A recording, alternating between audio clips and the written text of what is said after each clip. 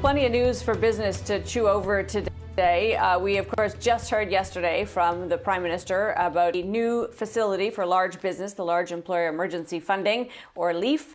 And today we learned that the province of Ontario will reveal its three-phase reopening plan on Thursday, including what would constitute phase one, the path back to normal, a big piece of the next step here for many businesses and individuals. Ed Sonshine is the CEO of RioCan REIT, one of Canada's largest REITs. Thanks for being with us. Amanda, thanks for having me. So, Ed, I want to start with the LEAF, as we're calling it, this Large Employer Emergency Financing Facility. It is still sketchy on some details, including the feds don't know what the ultimate size of this package could be. But on the face of it, presumably some of the folks that would use it are your tenants. Do you need them to stay in business and get the help they need? What did you think of what you heard? Well, you know what? Listen, unfortunately, when you say it's short on details, it's not surprising. Sometimes, this one took a while, so I'm surprised there weren't any details. But we're still waiting for the final details. For example, on the small business one that was announced several weeks ago, it's supposed to be ready by the end of this week. But as of this morning, I can tell you, talking to my people, there's not even we don't even know who's eligible yet. But on the larger one, the LEAF program, which is interesting to name because it's really focused on employees.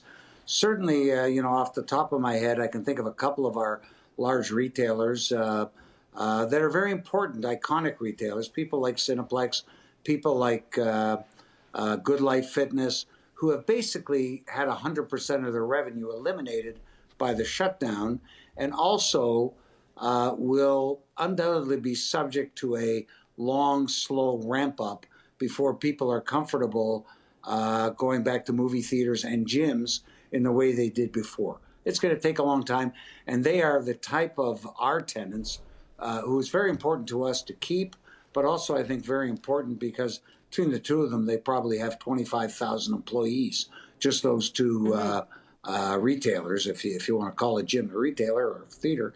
And so hopefully they'll be able to take advantage of this program sooner rather than later. So one of the things the government made clear, Ed, is that this is for businesses that can't tap the private markets. In other words, wherever possible, they want the market to function as it should, which really feels like you're left with the bad bets, if I may. If the private sector won't support it, you wonder if tax dollars should. That is a fair assumption. But on the other hand, they also said, but they don't want anybody that's about to go insolvent. So it's an interesting, very narrow middle ground. It's going to be interesting to see how many people would qualify.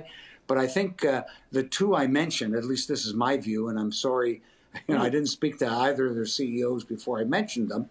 But when you're basically shut down by government fiat and you have no revenue and a long, uncertain ramp up, and yet you have extremely viable businesses, I think, number one, it's pretty tough to access the private market for like the two particular entities that I mentioned.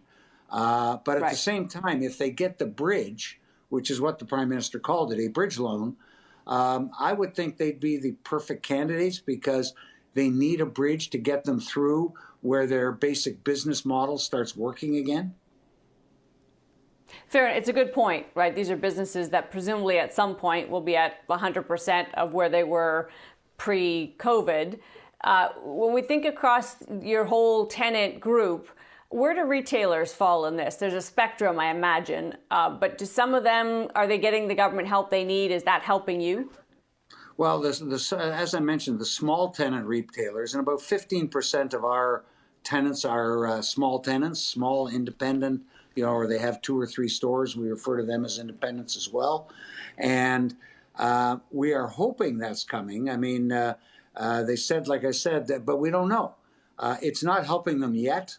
I mean, we've had some of these small tenants send us a check for 25% and say, you're getting the rest from yourself and the government, right? And we tell them, we hope so, and we'll keep your check, but, we don't know yet. And so hopefully, for a program that was really meant to cover April, May, and June, At the end of this week will be mid-May. The government has said it will be live by then. That's exactly halfway through the period it's supposed to cover.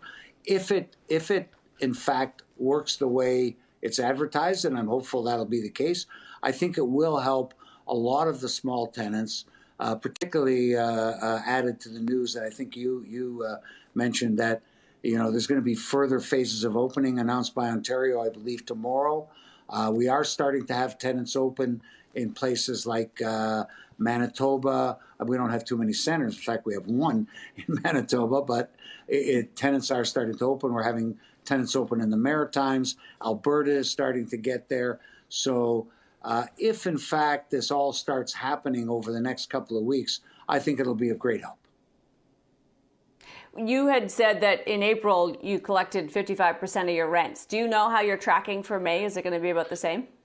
Well, it'll be better. And April, like basically what happened, I almost didn't want to put out those numbers in April, not because they weren't bad. We had actually expected on the first go-round to collect a little less than that. Our own financial plans were based on collecting 50%. But, we actually took a relatively supportive attitude of most of our retailers off the get-go. So, when you say 55%, 15% we gave out the independent tenants, we automatically gave them a deferral. So that took us down to 85 already. Of that 30% that's missing, as of today, we've actually already collected about a third of April's. And so I think we'll probably end up more in the 65 to 70% of total, but more like 80 to 85% of the available, where we haven't deferred it for both April and May, which, considering about over half of our tenants up until the last few days have not allowed to have been open. Ed, we heard from Brookfield that it plans this new $5 billion facility. It sounds a little bit like, if you can't pay your rent, we'll take an equity stake instead.